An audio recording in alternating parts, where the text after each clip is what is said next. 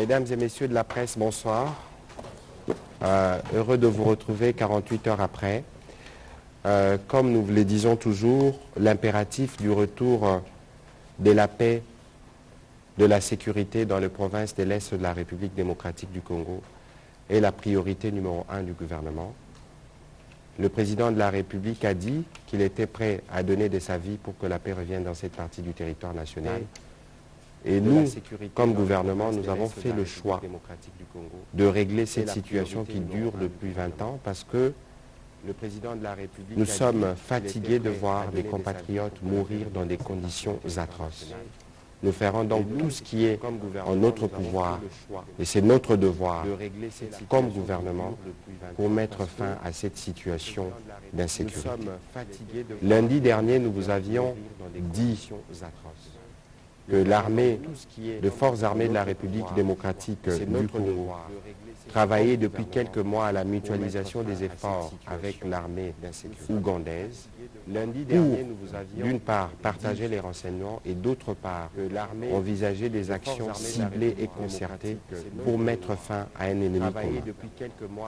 Et donc, au 29 novembre dernier, devant vous, je vous l'avais dit, que si il y a des forces spéciales de militaires ougandais entrent en République démocratique du Congo, nous viendrons vous le dire, et c'est ce qui justifie le briefing de ce soir. Vous avez suivi hier, dans la matinée, qu'il y a eu des tirs d'artillerie, des frappes sur des cibles qui ont été identifiées en République démocratique du Congo. Nos hommes étaient sur terrain, ils ont été appuyés par les forces armées de la République ougandaise. Parce que nous avons convenu ensemble de mettre fin à l'aventure des ADF, qui sont des Ougandais qui viennent de l'Ouganda, mais qui endeuillent de plus la République démocratique du Congo. En début d'après-midi, comme le requiert la stratégie militaire, après des opérations de frappe aérienne, il faut procéder au nettoyage. Nos forces armées ont été rejointes par les forces spéciales de l'armée ougandaise pour traquer ensemble en profondeur les forces négatives. Et le briefing de ce soir, nous aurons donc l'occasion d'y revenir. Le général Kasonga Madra, le porte-parole de l'armée, aura l'occasion de vous dire ce qu'il en est. Et nous nous serons complétés par les commissaires supérieurs principal, porte-parole de la police, pour que nous tous, nous puissions avoir une même religion. Ici, avant de leur donner la parole, je tiens à rappeler que le terrorisme mondialement est combattu en coalition. Nous, République démocratique du Congo, nous ne pouvons pas rester en marge de cette dynamique mondiale parce qu'il faut des coalitions pour mettre fin. Et donc, nous comprenons les préoccupations, le crainte de certains de nos compatriotes à l'annonce de ces opérations. Nous les comprenons du fait du passé, mais nous avons fait le choix d'avancer parce que nous voulons faire de la région de Grand Lac une région pivot du développement en Afrique, et vous connaissez vous-même le rôle central que joue la République démocratique du Congo. N'oublions pas que le président Félix Antoine Tshisekedi est le président en exercice de l'Union africaine. Je vous passe donc la parole, mon général. Vous pourrez évidemment revenir sur le communiqué de forces armées de la République démocratique du Congo qui a été fait hier au terme de la journée. Comme ça, nous vous passerons la parole le moment venu pour discuter et avancer dans le cadre de cet exercice de transparence qui s'inscrit dans notre dynamique de changement de narratif. Mon général. Merci. Comme l'a si bien dit son Excellence, Monsieur le Ministre, votre armée est en train de faire le travail pour lequel elle est armée, c'est-à-dire protéger les populations, comme l'a si bien dit l'intégrité territoriale et l'indépendance nationale. Votre armée est en train de faire dans l'exécution de ses missions constitutionnelles. Elle a l'obligation de mener des actions sur l'ensemble du territoire, l'intégrité territoriale, et spécialement ou précisément dans les endroits où la menace est identifiée et l'insécurité instaurée par les forces négatives. Spécialement ou précisément, vous l'avez suivi dans les endroits. Les forces armées de la République démocratique du Congo opèrent à l'est de la République, principalement dans le Grand Nord, dans la province du Nord Kivu. Vous l'avez suivi contre les forces démocratiques alliées qu'on appelle ADF, et également contre les forces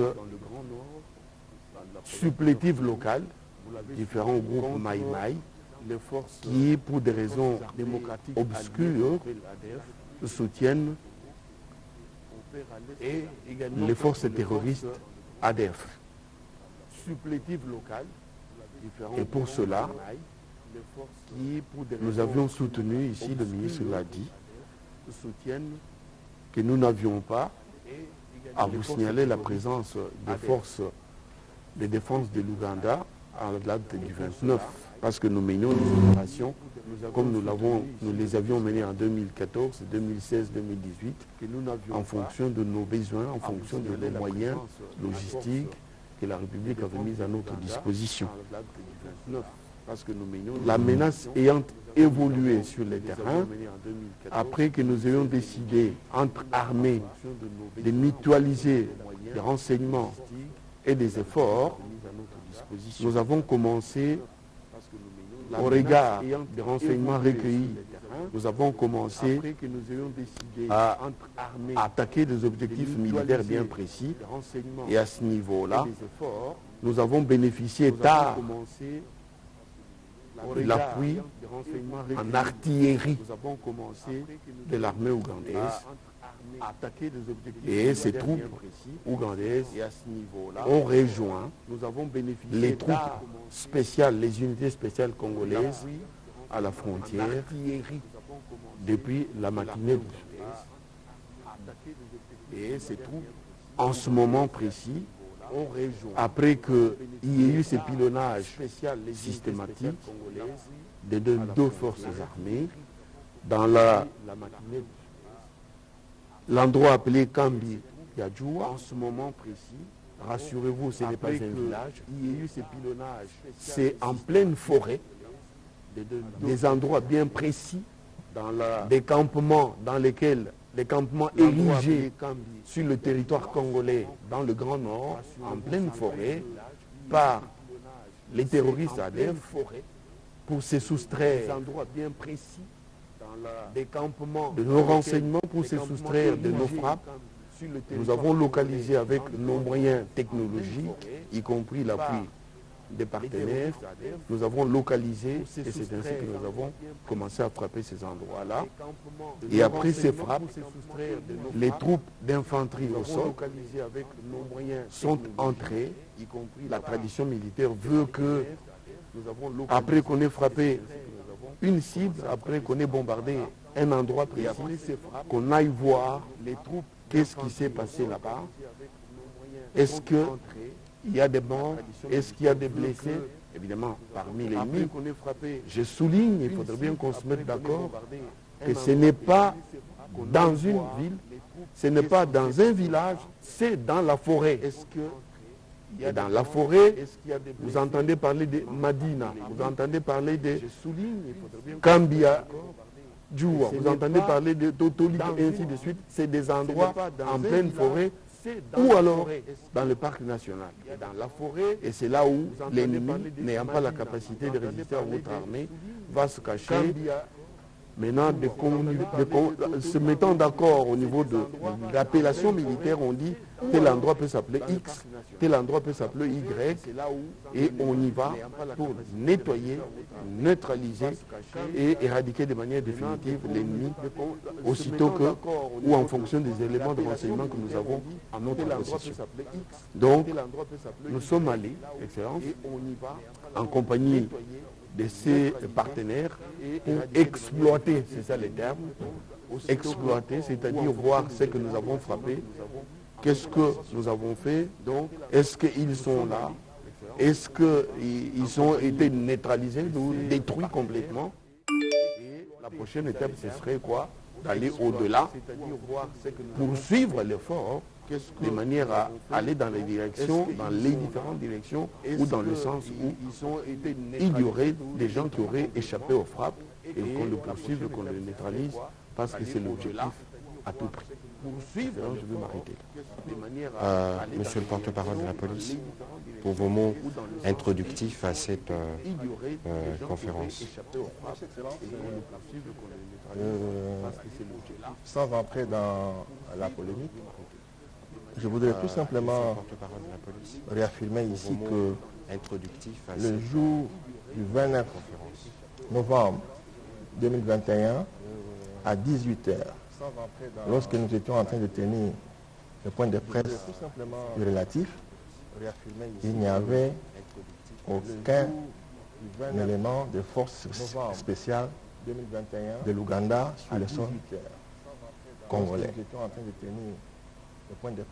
Je répète, il n'y avait aucun élément de force spéciale ougandaise sur le sol congolais le 29 novembre 2021 à 18h.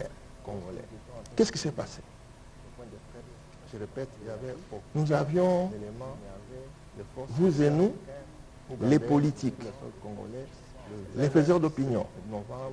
Nous avions fait beaucoup de bruit sur la présence. Qu'est-ce qui s'est passé? Des troupes ougandaises sur le sol congolais. Et cela a mis une sourdine du côté des ennemis terroristes d'Isabelle. Et qui, au moyen de leurs supplétifs, ont voulu vérifier l'information pour dire qu'est-ce qui se passe au-delà de la frontière de la RDC et à l'intérieur de la frontière de la RDC par rapport à leur bastion. Se trouva au niveau tout près de l'Ouganda. Alors qu'ils ont la certitude que l'attaque était imminente. Nous étions le 29. À 4 h du matin, le 30, tout près de l'Ouganda. On a vu par les drones, nos drones, que des colonnes des ADF commençaient à vider les bivouacs pour progresser vers l'Ituri. Devant l'évolution de la menace, l'artillerie est entrée des colonnes en jeu pour pilonner et empêcher la progression, arrêter la progression de cette colonne des ADF. Et comme le journal venait de le dire, ça ne sert à rien d'avoir l'appui en artillerie, ni la couverture aérienne, si au sol il n'y a pas un dispositif d'infanterie. C'est alors que, pour nettoyer, vérifier s'il n'y a pas quelques ennemis qui agonisent encore, si au sol il n'y a pas un dispositif, on vient faire le nettoyage. C'est alors que les contrôles, ceci explique que maintenant, il y a cet appui des forces spéciales ougandaises. Une précision de taille. Et je me suis posé la question, Excellence, de savoir, en cas de résultat négatif de l'état de siège, qui serait le grand perdant? Une précision de taille. C'est vrai que ce sera la population qui sera perdante. Mais en pareille circonstance, en cas de résultat négatif de l'état de siège, ce qui m'étonne, c'est que, au lieu que des politiques arrivent à mettre de côté leurs divergences, en pareille circonstance, pour se mettre ensemble, ce qui m'étonne, c'est que, et défendre les causes de la nation jusqu'à ce qu'il y ait extinction de la menace, comme cela se fait ailleurs partout au monde. Mais ici, les politiques, avec les faiseurs d'opinion, font un effort pour décourager le moral des militaires au front. Ils font un effort pour vanter les prouesses des tueries de l'ennemi. Font un effort il faut un effort pour décourager les morales pour militaires en France. Annoncer une fin tragique de cet État. Pour vanter les prouesses des tueries de l'ennemi. Alors, je me suis dit, certainement la mutualisation du renseignement et des forces, une fin tragique pour neutraliser l'ennemi. Alors, fait tache d'huile quelque part, c'est-à-dire, je me suis dit, les groupes armés locaux du renseignement et des forces qui sont alliés aux ADF terroristes, ils ont compris, Excellence, que la mutualisation des forces et de renseignement avec les armées locaux, les armées ougandais, qui sont alliés, étaient le début de la fin de l'aventure. Ils ont compris, Excellence, sur les sols congolais. Voilà pourquoi par le mécanisme de transfert, tous les autres supplétifs qui sont à l'intérieur du pays, comme au-delà des frontières, voilà, ont commencé à s'agiter. Le transfert. Tous les autres supplétifs qui sont, pour preuve, à l'intérieur du pays, je vais vous donner juste une déclaration de quelqu'un ont commencé à s'agiter, qui s'appelle Moussa pour preuve Baloukou. Je vais vous donner juste une déclaration. Qu'est-ce qu'il a dit de quelqu'un qui s'appelle une vidéo qui a été publiée dans le Moudjahidine TV le 18 septembre 2020. Il dit ceci. Qu'est-ce qu'il a dit Moussa Baloukou, qui est le chef actuel des ADF, une vidéo qui a été... C'est une étude dans le Moudjahidine TV, l'université George Washington, qui a paru en mars 2021 sur l'État islamique en RDC Congo. Qu'est-ce que Moussa dit Baloukou? Il n'y a plus d'ADF selon la volonté d'Allah. Les ADF ont cessé d'exister il y a longtemps.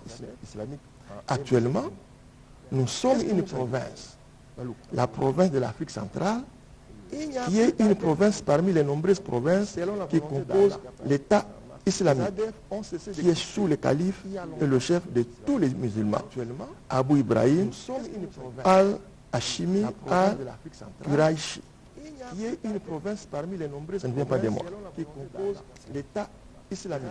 Excellent, je suis en train de citer. Sous le calife et le chef de tous les musulmans, Abu Ibrahim, un Congolais, ne poussez pas de dire de père et de mère, un Congolais, ça ne vient pas de moi, accepterait-il qu'un Ougandais vienne au Congo installer une province islamique?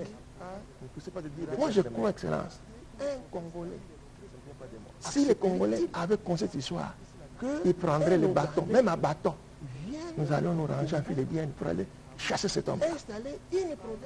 Voilà, Excellence, le mot introductif que j'ai pensé vous donner cet instant.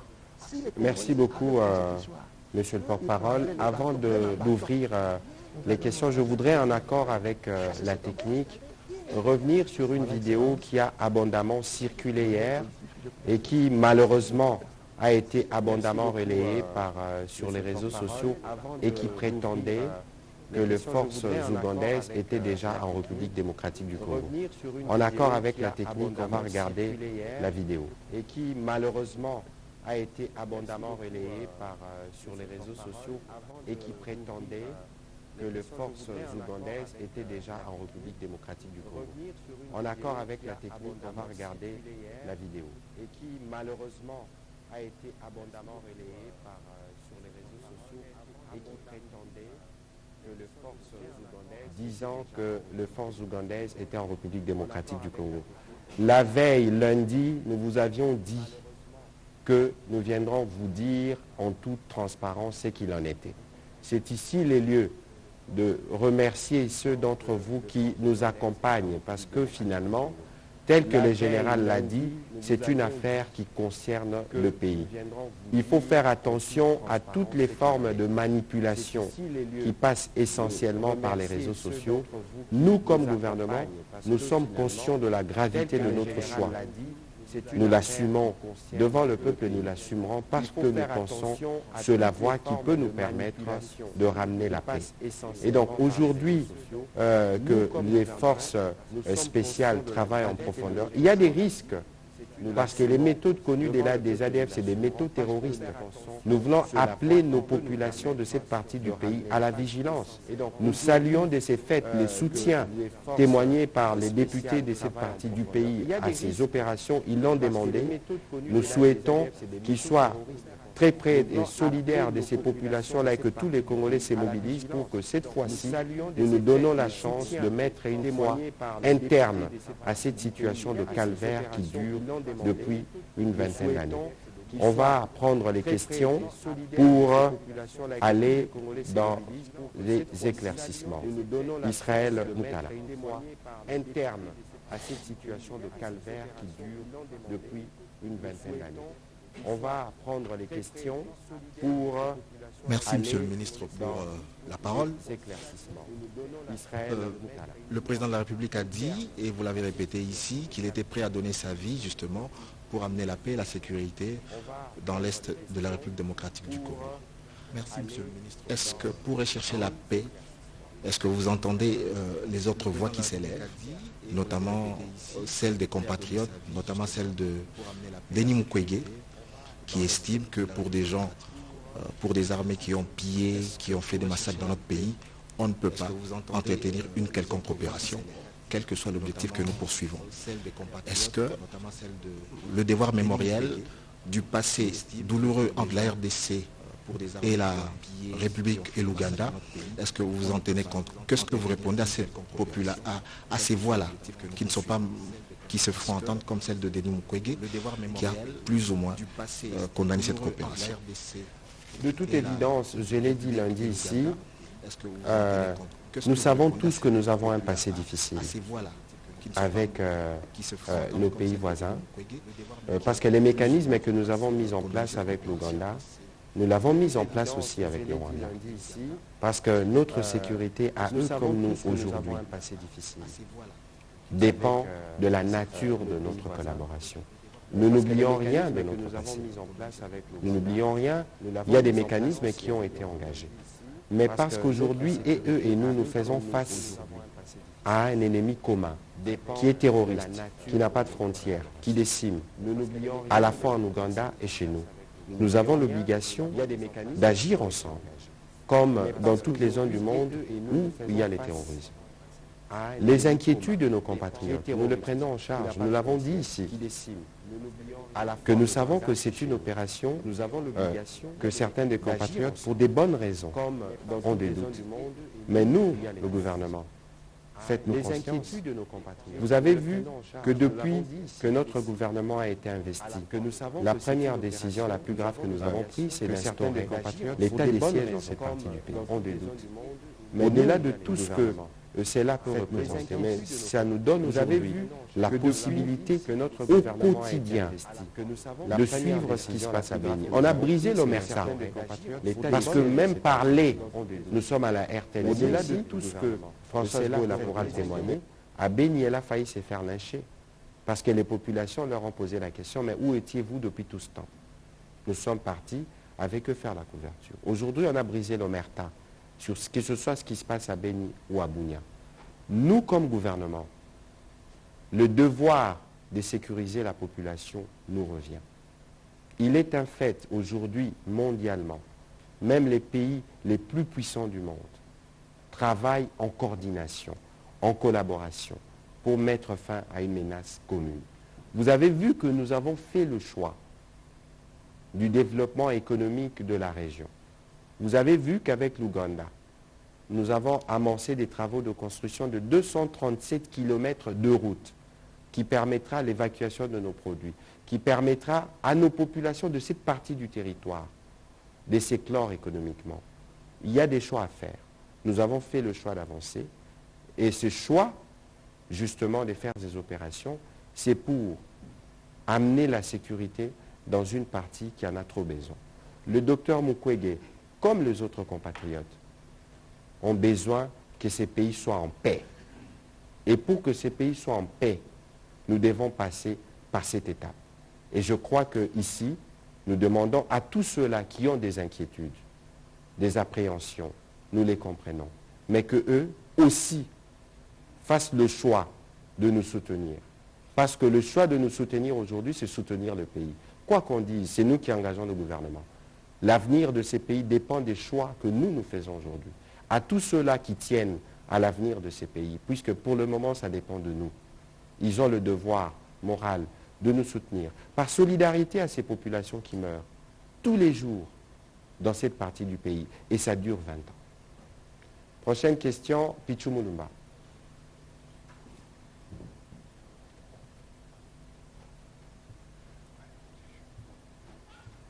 Merci, Monsieur le ministre. Merci beaucoup. Alors, mutualisation des efforts en termes des renseignements au départ. Et très vite, les forces ougandaises passent à l'action sur le sol congolais. Les communiqués de l'armée ougandaise sur les opérations assemblées balayent vos propos tenus ici lundi 29 novembre. Monsieur le ministre, le peuple estime que le porte-parole du gouvernement n'a pas dit la vérité. Comment vous réagissez? Une deuxième petite préoccupation, il y a ceux qui estiment que le gouvernement devait à tout prix requérir l'autorisation du Parlement avant d'engager les forces étrangères sur le sol congolais. L'avez-vous vu? Je reviens sur la deuxième préoccupation. Ici, c'est une recommandation du Parlement. Nous en avons parlé 1001 fois. Il y a eu des longues séances à la Commission Défense et Sécurité sur le sujet. Aujourd'hui, vous avez suivi des députés eux-mêmes s'exprimer. L'Assemblée est pleinement informée parce que c'est un rapport qui l'engage. Donc, aujourd'hui, pour nous, il ne faut pas aller dans les polémiques, il faut aller à l'essentiel.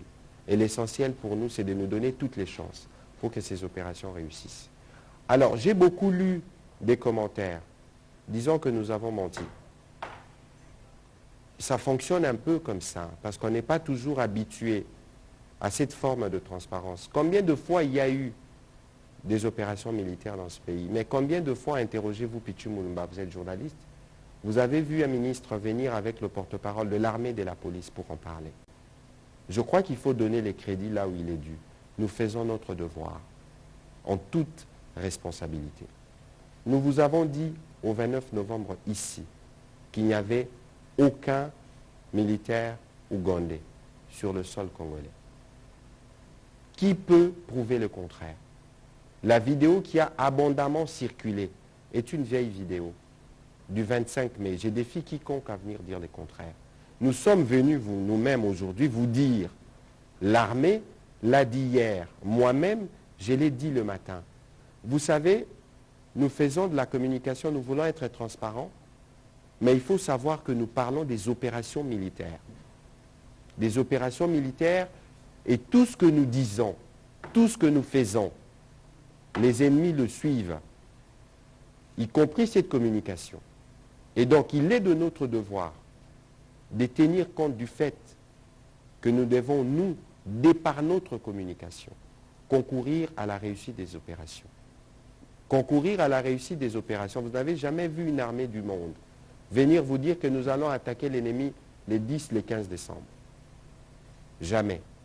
Si vous avez vu les actions se faire hier, c'est parce que justement, les ennemis avaient appris qu'il y avait des opérations en cours de préparation.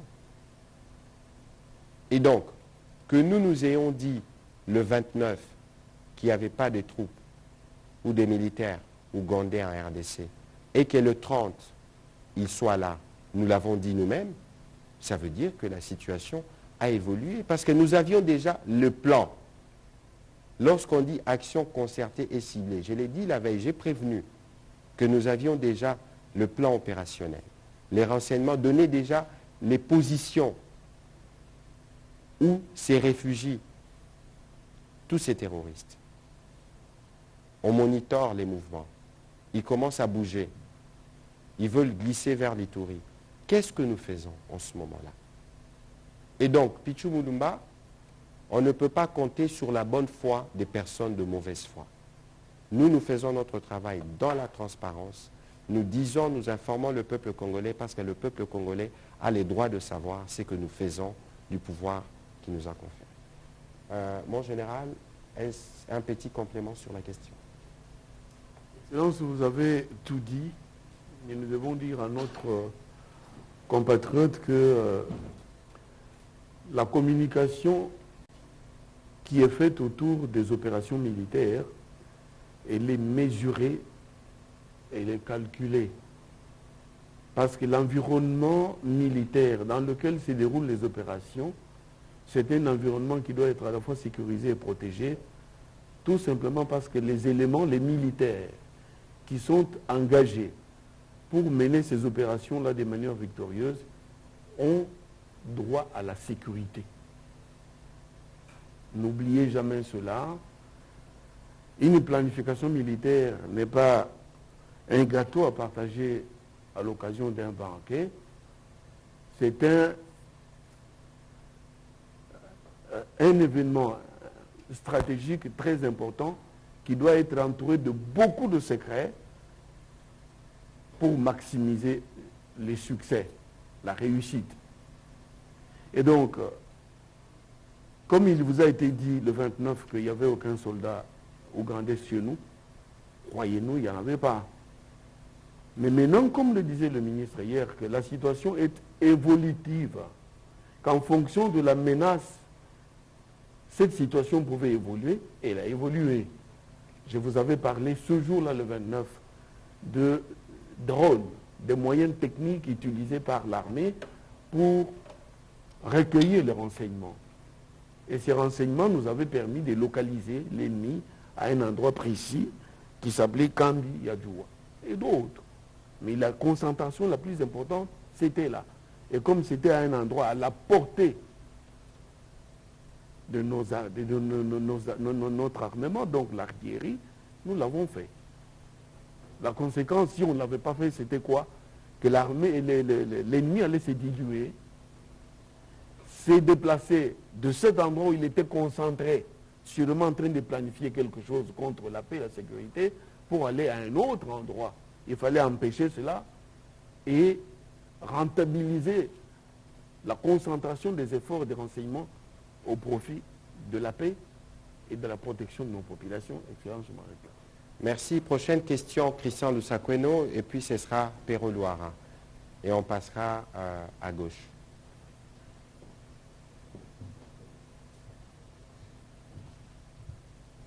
Bonsoir. Bonsoir. Alors ma première question, en quoi consiste la mutualisation des forces? Est-ce que les Ougandais vont venir avec du matériel militaire qu'armée congolaise et MONUSCO n'auraient pas? Ma deuxième question est la suivante. Elle sera plus pour le porte-parole de l'armée. Dans la pratique, qu'est-ce qui va se passer?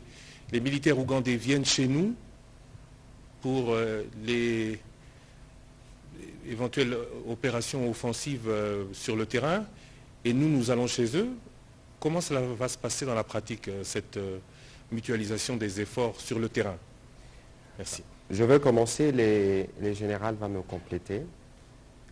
La mutualisation a commencé depuis de longs mois, parce que le porte-parole de la police pourra nous aider à rappeler qu'il existe des mécanismes dans le cadre de la CIRGL qui expliquent beaucoup de choses pour ce qui concerne la sécurité mutuelle du pays, premièrement.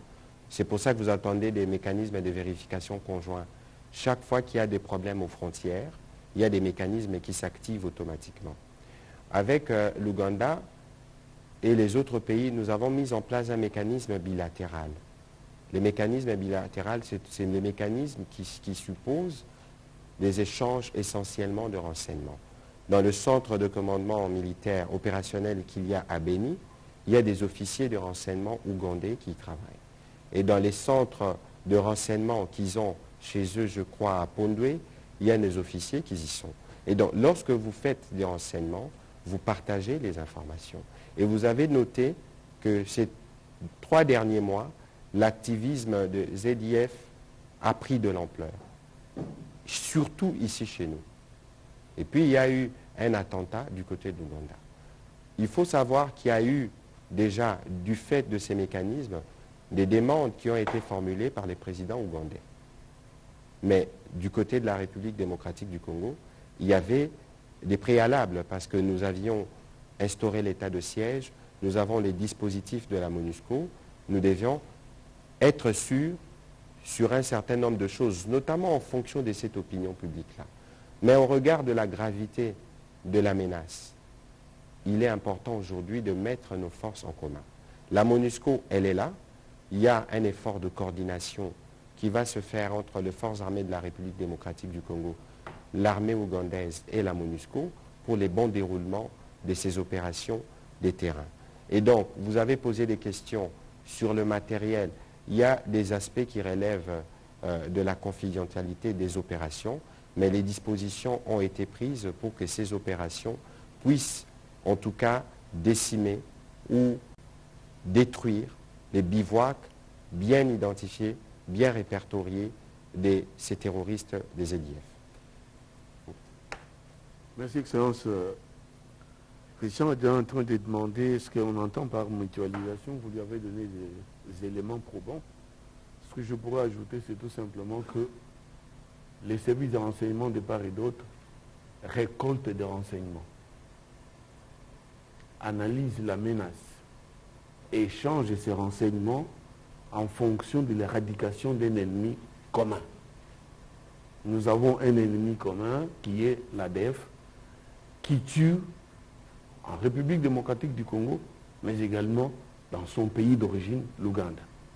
Et tout ce que nous allons récolter comme renseignements, aussi bien par nous-mêmes, comme nous le faisons depuis longtemps, mais également par les forces ougandaises, nous les partageons. Et c'est en fonction de ce partage-là, d'ailleurs, que les frappes ont eu lieu. Des deux, vous demandez en pratique comment ça va se passer.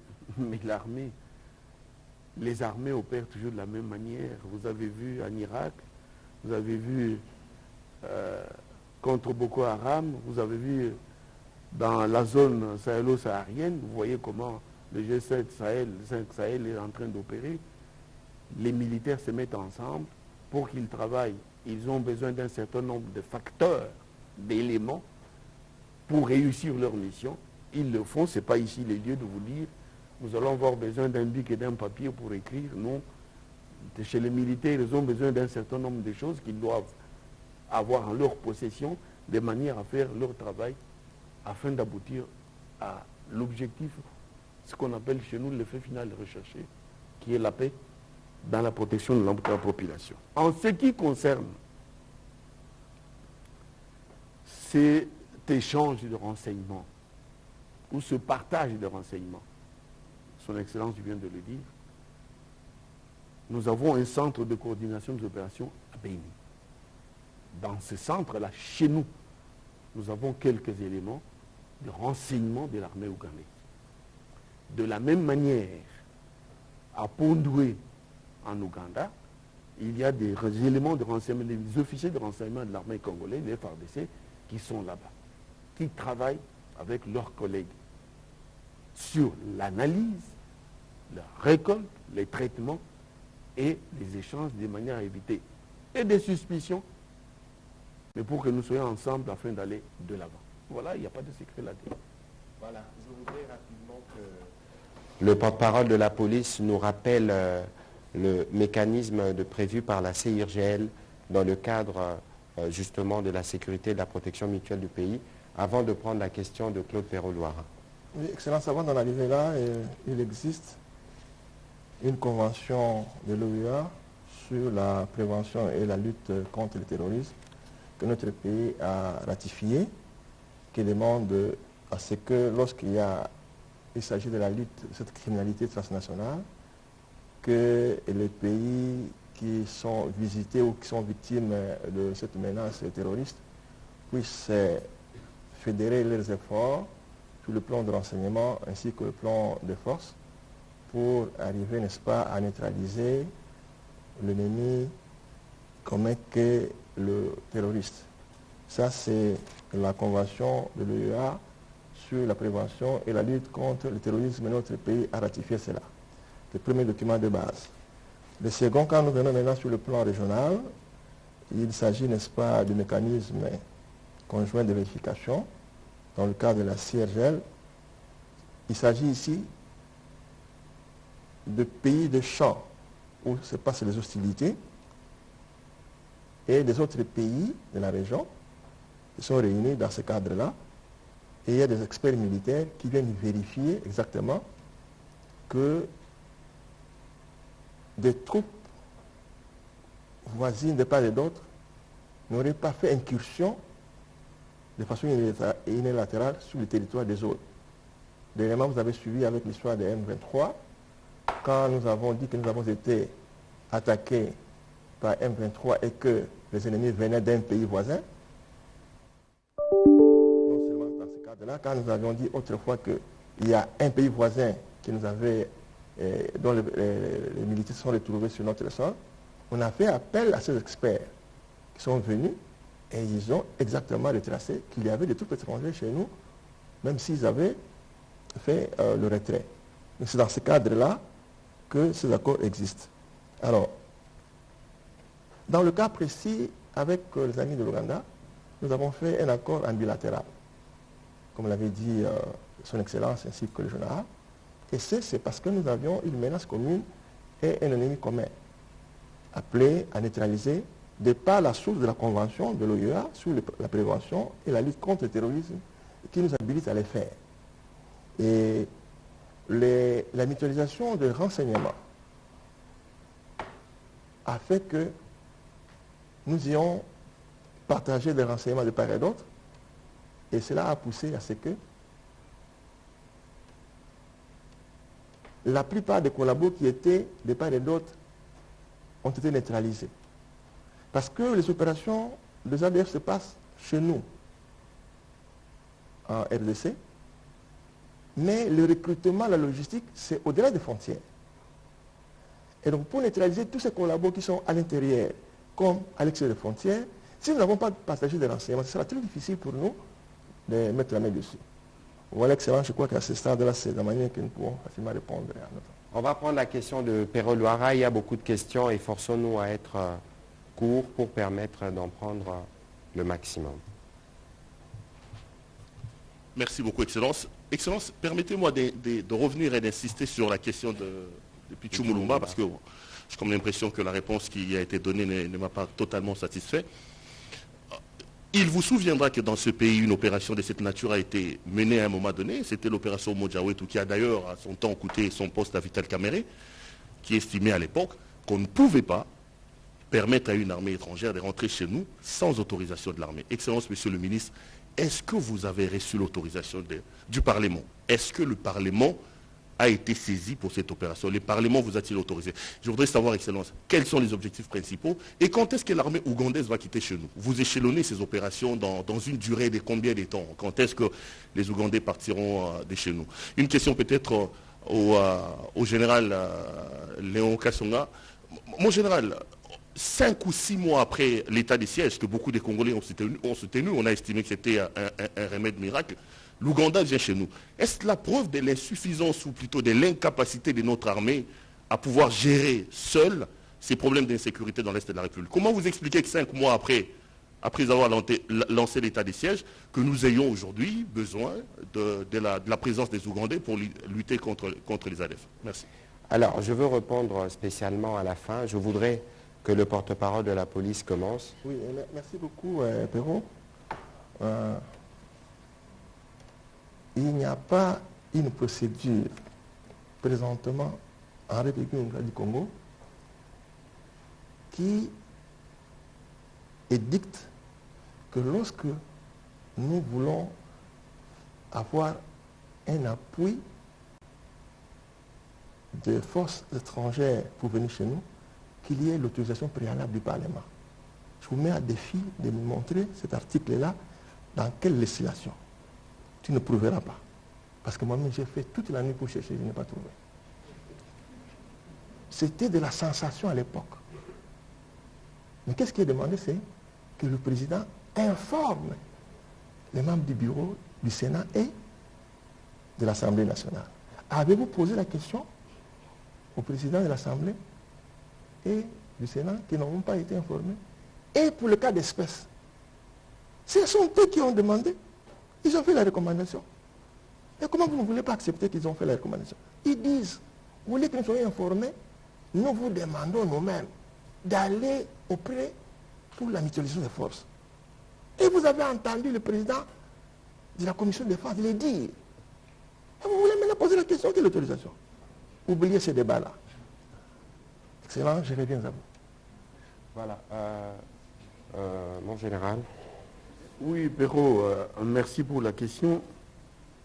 Il y a des réalités que nous devons partager ensemble et maîtriser quand nous voulons aborder des questions purement militaires, qui sont des questions hautement sensibles et stratégiques. 1. L'objectif à conquérir, on ne peut pas vous le dire. 2. Le mouvement de troupes pour aller vers cet objectif à conquérir, on ne peut pas vous le dire. 3. La durée de l'opération, on ne peut pas vous la fixer, tout simplement parce que je peux vous dire, je vais faire cette opération en 2 jours, et dans 2 jours, je n'ai pas fini, vous me direz, comme vous l'avez dit tout à l'heure, comme ils l'ont dit tout à l'heure, qu'on est venu nous mentir. Non. Il y a tellement de données variables, il y a tellement de, comment dirais-je, de changement ou évolution de la situation sur le terrain, au point qu'on ne peut pas dire j'aurais fini cette guerre en 2 jours. Par exemple, la guerre du Shabbat, dont nous parlons-en. À l'époque, le général Singa, Boyenge Moussamba, avait dit au maréchal, à l'époque, donnez-moi autant d'armes, autant de munitions, autant d'eux, je vais aller dans le Shabbat de l'époque pour faire cette guerre et la terminer. Vous savez ce qui s'était passé. Ici, on s'en tient au principe des sacro-saints secrets défense, c'est notamment à cause de la vulnérabilité des militaires sur le terrain quand on dit comment ça va se passer, comment ils vont évoluer, de quel point ils vont partir pour aboutir à tel autre, afin de conquérir quel objectif. Mais au-delà de ça, nous devons travailler pour ramener la paix, protéger nos populations et rétablir l'autorité de l'État.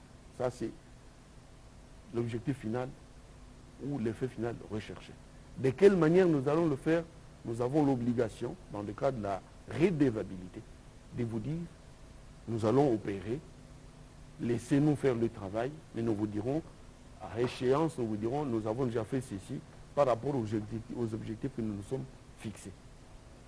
Maintenant, vous posez ici la question, vous dites 6 mois après, 6 mois d'état de siège, est-ce que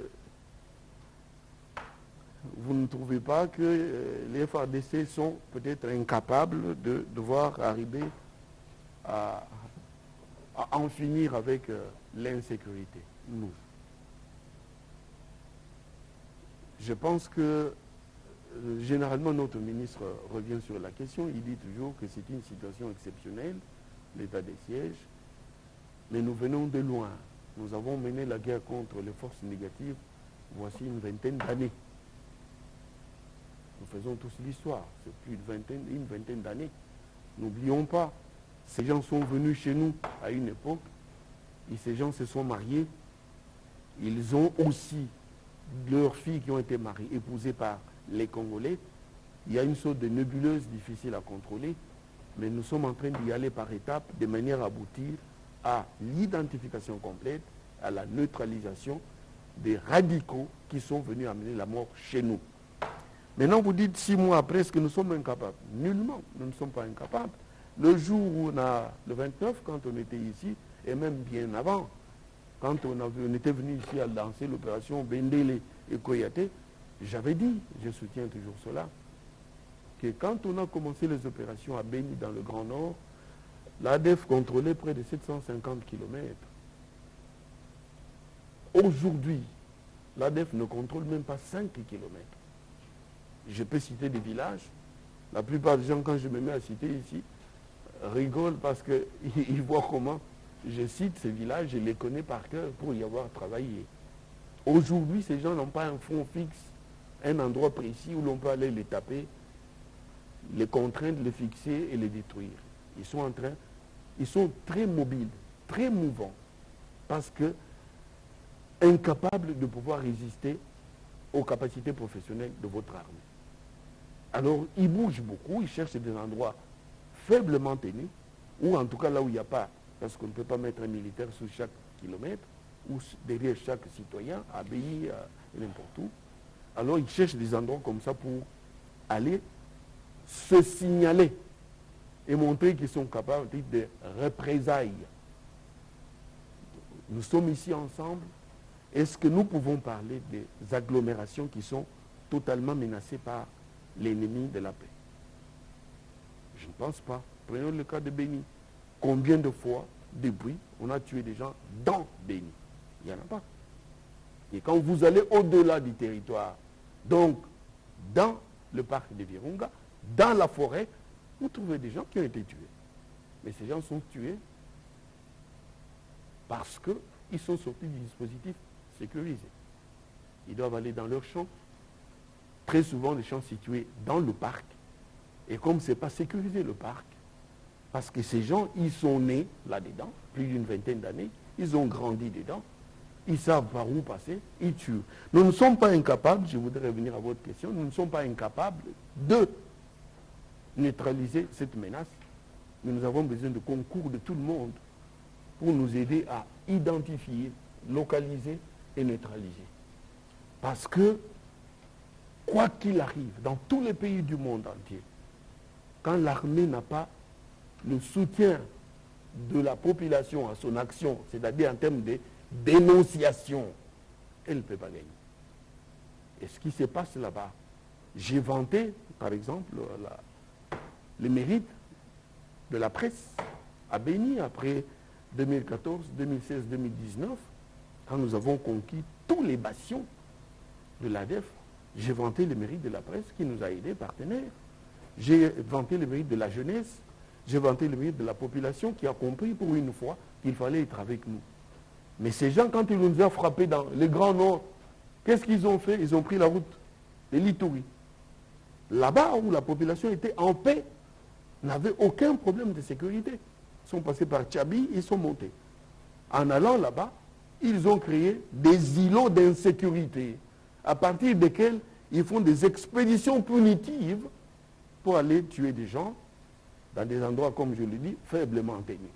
Mais la réorganisation actuelle, sans tenir compte de l'apport des partenaires auxquels vous faites allusion, la réorganisation actuelle de nos unités, les déploiements des unités spécialisées.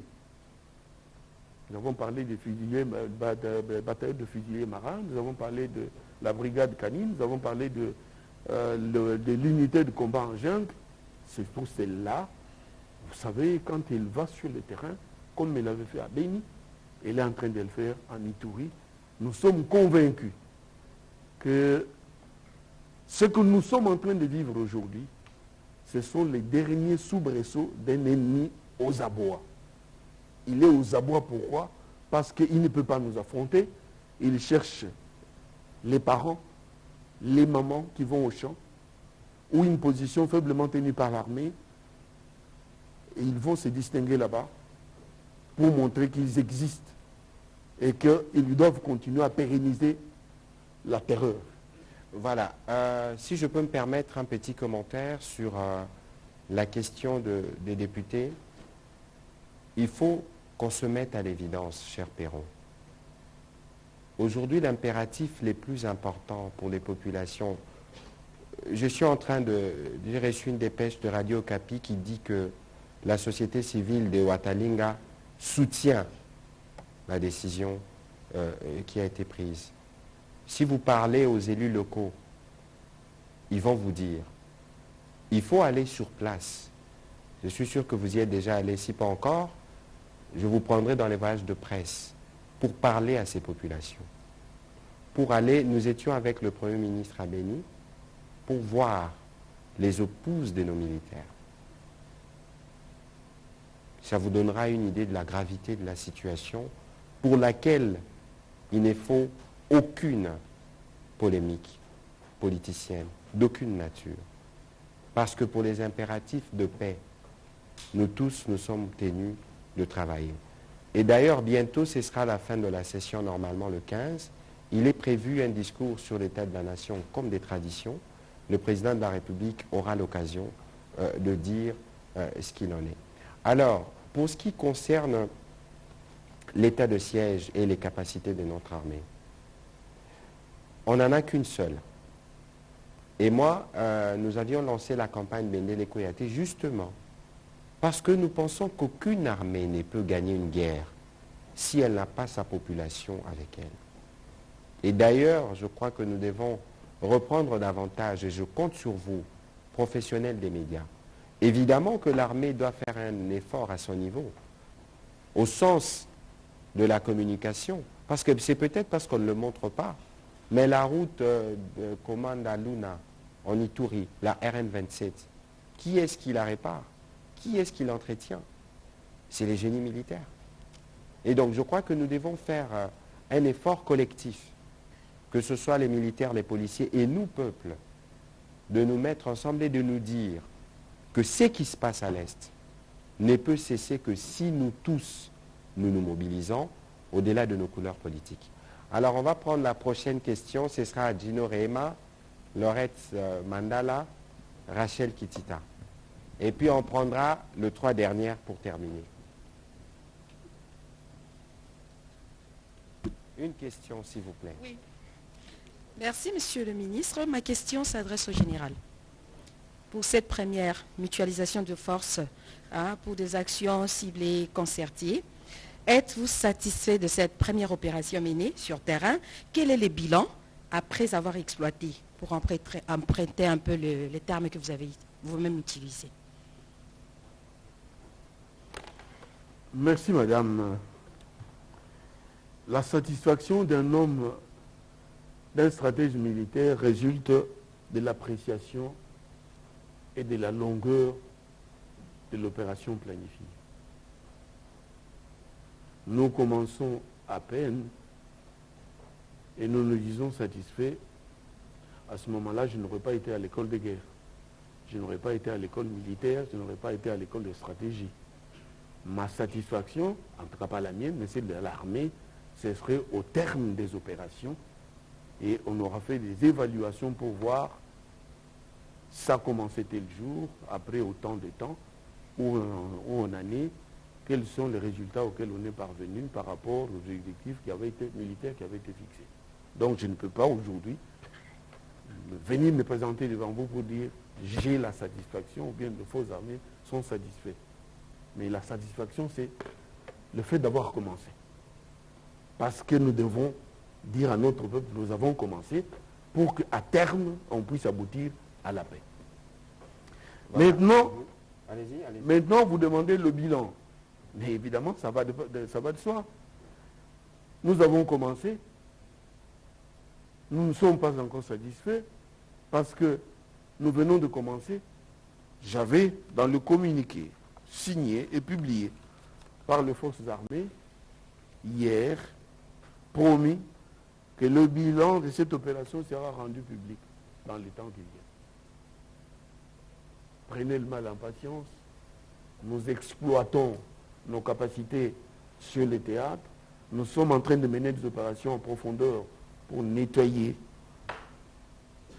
pour exploiter.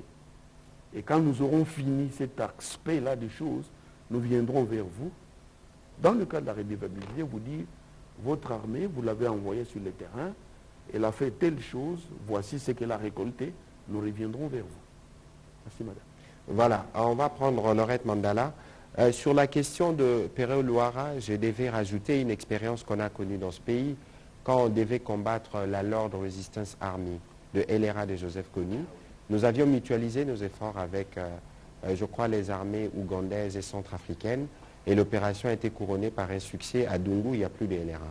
Et donc, je crois qu'il faut qu'on s'accorde tous le bénéfice du doute et donner la chance à ces opérations pour qu'elles aboutissent. Madame Mandala, s'il vous plaît. Oui, Monsieur le ministre, des petites questions pour compléter une question de Gino et de Perron. J'aimerais savoir, parce que vous avez dit tantôt, monsieur le porte-parole militaire, que vous êtes allés ensemble avec l'armée ougandaise pour nettoyer. Donc après les frappes aériennes, j'aimerais savoir combien d'éléments des forces ougandaises sont sur le sol congolais. Et Pérou